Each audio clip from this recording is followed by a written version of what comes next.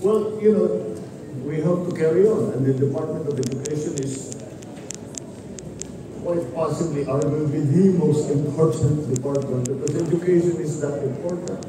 So no matter the change of leadership within the department, we still have to carry on. So we are now,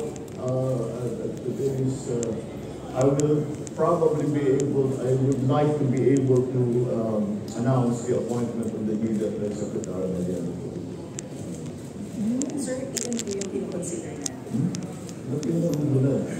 We cannot leave it open. Importante yung trabaho nila. We cannot just leave it like that na nakatiwang na walang secretary.